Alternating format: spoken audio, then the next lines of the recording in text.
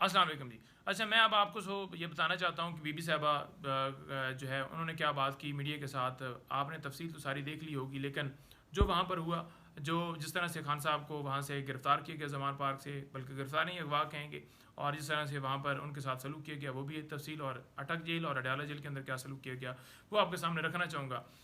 क्योंकि ये ख़ास तौर पर मैंने आपको बताना है, और आपको बताने से ज़रूरी है कि आपको तमाम इन्फॉर्मेशन जो है मज़ीद जो है वो मिले। काफ़ी चीज़ें आपको पहले से पता हैं, कुछ चीज़ें नहीं उसके अंदर आपको जो कल पता चली मीडिया के ज़रिए वो मज़ीद मैं उस वीडियो के अंदर आपको ऐड करूँगा। मैं आपको ये ज़रूर बताना चाहता हूँ कि खान साहब ने आज तक कभी ये नहीं कहा कि मुझे ये मसला है या मुझे ये शिकायत है, या कभी उन्होंने कहा हो कि मैं तंग पड़ गया हूँ, मुझे निकालो, मुझे लंदन भेजो, मेरा प्लेटलेट्स कम है, मुझे ये बीमारी है, मुझे वो बीमारी। नो। लेकिन उनके साथ जो सलूक किया गया है, जिस तरह से उनके साथ ट्रीट किया गया, जैसे बार बार इसरार करने के ऊपर, मैंने जैसे अटक के अंदर उनके साथ इसरार की कि नहीं बताएं, मुझे बताएं, मुझे बताएं कि ये क्या होगा, ये क्या होगा, बताएं, तो फिर उन्होंने मुझे मेरी हद तक बताया। लेकिन उन्होंने ये नहीं कहा कि मैं ये क्लेम कर रहा हूँ, या मैंने सुप्रिटेंडेंट को, या मेरे लिए लेटर लिखो, या मेरे लिए दरख्वास्त दो, मुझे प्रोटोकॉल दो, नहीं। इसी तरह से बीबी साहबा ने उनको इसरार की अटक के अंदर कि आप बताएं, आपकी आंखों से लग रहा है कि आपकी नींद नहीं पूरी हुई, तो वो नहीं बता रहे थे। तो फिर जब वो सारा उन्होंने बार बार इंसिस्ट किया, तो फिर उन्होंने जाकर बताया। अच्छा, ज़मान पार्क के अंदर खान साहब ने कहा कि मैं गिरफ्तारी देने के लिए तैयार हूँ, क्योंकि जिस तरह वो यहाँ से हुक्म हुआ, ऑर्डर व्हाट्सएप के ज़रिए जिस तरह से गया, और व्हाट्सएप के ऊपर ही वो गिरफ्तारी पहले से प्लान बनाया हुआ था, फोर्स पहले ही पहुंची हुई थी, और वहाँ पर जैसे वो गए उन्होंने जाकर शीशा तोड़ा। खान साहब ने कहा कि मैं बस चेंज करके आता हूँ, मैं गिरफ्तारी देने के लिए तैयार हूँ, और वहाँ पर मुलाजमीन को मार रहे हैं, वहाँ पर जितने उनके पीएस हैं, उनके सिक्योरिटी वाले लोग हैं जो उनका सारा वो कोऑर्डिनेशन करते हैं जमान पर, उनको मार रहे हैं। ठीक है, तो वहाँ पर मारना शुरू कर दिया। फिर जो शीशा लगा हुआ है बुल प्रूफ, उसको तोड़ा। उसको तोड़ते हुए खान साहब को जिस तरह से उन्होंने पकड़ा, ऊपर कपड़ा डाला जैसे कोई बड़ा दहशतगर्द बैठा हुआ है, और जिस तरह धक्के देते हुए उनके साथ जो जो तशद्दुद वाली बात की गई थी ना, वो बेसिकली इस दिन की बात की गई थी जो कल मनसूख किया गया कि नहीं कोई रिसेंट ताज़ा तशद्दुद हुआ है। वहाँ पर उनकी जो कंडीशन है वो एक अलग मामला है, लेकिन जो कपड़ा डाला गया या धक्के मारे गए वो सारा मामला या तशद्दुद की बात है वो यहाँ पर की जा रही थी कि उनको इस तरह से वहाँ से लेकर गए। एक बेपर्दा खातून है और घर में आप घुस रहे हैं किसी के। तो पहली बात तो ये कि बगैर, जब भी आप किसी के घर जाते हैं तो बगैर वारंट के नहीं जाते, और फ़ौरन ये सारा एग्जीक्यूशन भी कर दी गई, वारंट भी किए गए, सारा मामला यहाँ से, क्योंकि व्हाट्सएप के ऊपर ही सारा वो एक कॉल ही थी ना। व्हाट्सएप क्या, वो एक कॉल करनी थी कि जनाब आप जाकर ये धावा बोल दें।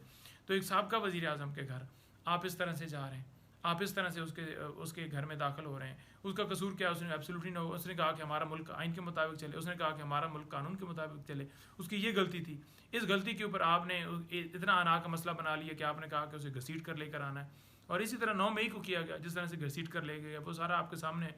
लेकिन यहाँ पर मैं बात बीबी साहब की कर रहा हूँ कि उन्होंने जो बातें की, उन्होंने बताया वहाँ पर कि किस तरह जो है वहाँ पर आए, और किस तरह से वो लेकर गए, किस तरह उनके साथ सलूक किया गया, तशद्दुद किया गया, और मुंह पर कपड़ा डाल कर लेकर गए जैसे बड़ा दहशतगर्द। फिर अटक जेल में मुलाकात, क्योंकि मैं बारहा वीडियो भी बना रहा था, रब्ता भी कर रहा था सुप्रिटेंडेंट जेल को, होम डिपार्टमेंट के जो एडिशनल होम सेक्रेटरी हैं उनको, और तमाम लोगों को, मैं आईजी जेल खाना जात को, क्योंकि मैं उससे पहले जो 22 मई जो लॉन्ग मार्च था उसके अंदर जो लोग हमारे गिरफ्तार किए गए थे, तो सुप्रीम कोर्ट से आर्डर हुआ था, तो उस वक्त से मैं उनके साथ रब्ते में था। उनको मैं मुसलसल जो है वो लोग रिलीज़ होने करने थे, तो वो एमपी के ऑर्डर के तहत उन्होंने उठाया हुआ था लोगों को, तो वो मैं उस टाइम के साथ मेरा उनके साथ होम डिपार्टमेंट वालों के साथ ख़ास तौर पर मैं रब्ता करता रहता, मेरे पास नंबर था उसका पर्सनल। तो लेकिन सुप्रीटेंडेंट जेल का जो ही मुझे पता चला कि यहाँ पर लेकर आ रहे हैं, तो मैंने पहले ही उसका नंबर लेकर उनसे रब्ता शुरू किया। उन्होंने मुझे मिलाया, इस सूरत में मिलाया कि आप वकालतनामे करवा लें, क्योंकि आपको पता है कि दरमियान में जो है वो जिस तरह से हर्डल्स आ रही थी, हम बार बार वीडियोस बना रहे थे कि हमें मिलने नहीं जा रहा, तो वो प्रेशर डेवलप हुआ और उन्होंने मुझे कहा कि ठीक है आके वकालतनामा। और फिर मुझे 2-3 घंटे वहाँ पर उन्होंने रास्ते में 1 घंटा, एक जगह पर 1 घंटा वो पैदल चला के लिए, वो सारी मैंने आपको तफसील बताई। तो उस वक्त भी खान साहब से जब मुलाकात हुई तो उन्होंने जो है वो खुद नहीं क्लेम किया कि मुझे ये किया वो किया, बल्कि मैं बारहा पूछ रहा था कि खान साहब बताएं। इसी हवाले से बीबी साहब ने कहा कि खान साहब ने कभी ये नहीं कहा कि मुझे ये करो, मुझे ये सहूलत दो, मुझे ये प्रोटोकॉल दो, मुझे ऐसी लगा के दो, बल्कि उनकी आंखें जो हैं वो फील हो रहा था कि उनका नींद पूरी नहीं हो। तो मैंने उनसे पूछा कि बताएं, तो वो नहीं बता रहे थे। बार बार उन्होंने कहा कि मैंने पूछा, तो जब उनके पूछने के ऊपर उन्होंने बात की तो उन्होंने कहा कि मुझे जो है बताया कि ये सारी सूरत हाल है, वहाँ पर ये सूरत हाल, क्योंकि उन्होंने बीबी साहब ने जो बात बताई, उन्होंने कहा कि जो मैंने भी पहले आपको अटक जेल जब मैं निकला था तो मैंने फ़ौरन आपको बताया था कि वहाँ पर मक्खियाँ बहुत ज़्यादा वो दिन में होती हैं, और वो जैसे एक होता है ना कि मीठा कोई फेंका होता है या कोई ऐसी मटीरियल फेंका होता है, और इसी तरह से जो कीड़े मकोड़े हैं रात को वो गिरते रहते हैं, और जो उनका जगह है उसके सामने वो शेल्टर नहीं है, वो शेड नहीं है, कोई बरामदा नहीं है। जब बारिश हुई फ़ौरन नहीं आया पानी, और जो उनका जो बिस्तर वगैरह था वो भी हमने उसको डिटेल में बताया, क्योंकि पहले वाले दिनों में तो बिल्कुल बिस्तर वगैरह दिए नहीं किया, बगैर चादर के जो है वो फ़र्श के ऊपर जो है वो कल उन्होंने ख़ास तौर पर बताया कि फ़र्श के ऊपर खान साहब सोते रहे 3 दिन, और उसके बाद फिर उन्होंने कोई चादर दी। फिर 15 दिन के बाद हमारे बार बार वो कहने के ऊपर हमने बात की कि इस तरह से सलूक किया जा रहा है, वहाँ पर कीड़े मकोड़े हैं, वहाँ पर जो खाना जो है वो गंदा तरीन दिया जा रहा है, और वाशरूम के ऊपर कैमरा लगाया गया है, छोटा सा वाशरूम है, ये बात मैंने आकर बताई थी। तो उस सारे प्रेशर के बाद उन्होंने बार बार कहने के बाद 15 दिनों के बाद एक वो जो सोफ़ा नुमा एक होता है बेड, वो चारपाई, वो उन्होंने दी जिस पर बंदा सीधे से ठीक से सो नहीं सकता। तो उन्होंने कहा कि ये सिर्फ और सिर्फ इसलिए किया जा रहा था कि उनके मेंटली टॉर्चर किया जाए, लेकिन वो डटे रहे। उन्होंने ये नहीं कहा कि मुझे एसी लगा, वहाँ पर पंखा जो है वो खाली था, क्योंकि गर्मियों के महीने के अंदर उनकी अगस्त के अंदर गिरफ्तारी हुई थी 5 अगस्त को। तो इस तरह की सूरत हाल थी, लेकिन खान साहब डटे रहे। खान साहब ने बिल्कुल नहीं कहा कि मुझे ये करो, लेकिन उनके साथ बुरा सलूक किया जाता रहा। और फिर वहाँ से जब हम बार बार क्लेम कर रहे थे, जज गए, कुछ उन्होंने चीज़ें जाके वो वॉल वगैरह भी लगाई, उन्होंने कहा कि ये कैमरे तो वाकई लगे, जो कह रहे थे कि कैमरे भी नहीं लगे हुए। और फिर उन्हें जब अडयाला जेल में शिफ्ट किया गया तो यहाँ पे भी डेथ सेल में उन्होंने कहा कि हमने 3 सेल दे दिए हैं, 8 सेल दे दिए हैं, कहाँ पर सेल हैं? उन सेल्स के अंदर क्या उन्होंने वो किराए पर देने थे? मतलब एक झूठ की भी कोई हद होती है, बकवास कर रहे थे। तो खान साहब को एक डेथ सेल के अंदर रखा गया, और स्टिल वो छोटा सा कमरा है जिसकी तस्वीर बड़ी बनाकर, और देखें ना कि वो टावल उन कपड़ों के ऊपर ही टावल लटकाया हुआ है। उनको जो है वो इतनी तंग जगह है कि वहाँ पर जो है वॉक करने की क्या दूर की बात है, वहाँ पर वो बड़ा मुश्किल से जो है वो एक बंदा रह सकता है। बहुत छोटा सा सेल है, 8 बाई 10 करो, वही साइज़ जो है आपके सामने भी आया। तो खान साहब को वहाँ पर रखा हुआ है, वहाँ पर कोई एसी नहीं है। नवाज शरीफ था, उसको एसी थे, उसको प्रोटोकॉल थे, उसको दिन में बाहर जितनी दफ़ा वो मिलना चाहता था, जितने लोग मिलना चाहते होते थे उसको लोग मिलते थे, उसके ऊपर कोई पाबंदी नहीं थी। उसको जो है वो खाने पीने की सारी, यहाँ पर तो उनको कुक दिया गया हुआ है, ऐसा कुक दिया गया है जो एक कैदी है जिसको खाने की समझ ही नहीं, और ये बीबी ने बताया कि उसको तो खाना बनाने की समझ नहीं है। तो खान साहब के ऊपर कोई एसी नहीं है, खाली पंखा दिया हुआ है। वो भी बिजली जो है बंद कर दी जाती है, जानबूझकर पंखा बंद कर दिया जाता है। बल्कि अब तो खान साहब कहते हैं कि जो है वो बिजली का जो वो पंखा जो है बंद करते हैं तो वो पढ़ते रहते हैं। वो कहते हैं कि मुझे अब महसूस ही नहीं होता, मुझे आदत हो गई है। लेकिन उन्हें तो आदत हो गई है, लेकिन हमें तकलीफ जो है हर वक्त होती है, पूरी कौम को तकलीफ हर वक्त रहती है। और इस तरह से एक साबिक़ वज़ीर आज़म के साथ आप ट्रीट करें, जो जेल मैनुअल कहता है, जेल मैनुअल के मुताबिक उनका हक है जो वो भी नहीं दिया जा रहा है, जो उनका जेल मैनुअल के मुताबिक उनका राइट है वो भी नहीं उन्हें दिया जा रहा। और ये राइट जो है फार्म 47 की हुकूमत को खुद देना चाहिए, और अदालतें जो हैं वो देख रही हैं। और हमने उस वक्त दरख्वास्त दी थी कि हमें इनसे कोई यकीन नहीं, क्योंकि हमने दरख्वास्त दी थी, खान साहब के ऊपर कातलाना हमला हुआ था, तो वो दरख्वास्त भी FIR दर्ज नहीं की गई थी।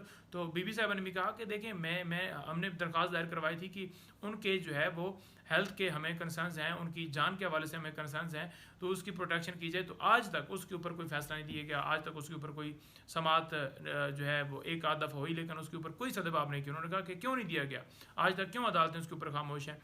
तो उन्होंने कहा कि खान साहब जो है वो डट के खड़े। उन्होंने कहा कि ये समझे ना कि मैं कोई पीछे हट जाऊंगी। तो बीबी साहब ने कहा कि मैं किसी सूरत जो है बिल्कुल साथ खड़ी हूँ, क्योंकि वो हक पे खड़े हैं और हम हक के लिए जंग लड़ रहे हैं। उन्होंने कहा कि वो तो सारे डाले गए थे करप्शन की वजह से, लूट मार की वजह से, और हमें इस वजह से डाला गया क्योंकि हम इस कौम के साथ खड़े हैं, इस अवाम के साथ खड़े हैं, और खान साहब अवाम के लिए कुर्बानी दे रही हैं, उनको कोई अपने केसेस नहीं है।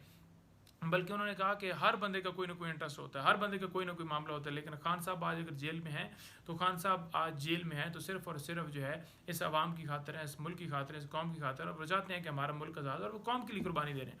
तो खान साहब ने इसके ऊपर बीबी साहब ने इसके ऊपर बड़ी तफसील से बात की, और उन्होंने जो उनके साथ सलूक किया गया नैब अहकाम की तरफ से, वो कल मैंने तफसील दी कि नैब वाली एक खातून ने आकर उन्हें धक्का दिया, और सिर्फ क्या मकसद था, तजलील। और बीबी साहबा को अडयाला जेल से बाहर नहीं लाया गया, अडयाला जेल के अंदर ही उन्हें गिरफ्तारी डाली गई। और इसमें हाई कोर्ट के मुख्तलिफ फैसले मौजूद हैं कि जब बंदा एक मुकदमे में गिरफ्तार होता है तो उसे तमाम मुकदमों में गिरफ्तारी उसकी तस्वर की जाती है। लेकिन यहाँ पर तोशा खाना जो है दोबारा स्टार्ट कर दिया गया, हालांकि इसमें पहले जो है वो 14 साल बीबी साहबा को भी और खान साहब को सज़ा दी गई।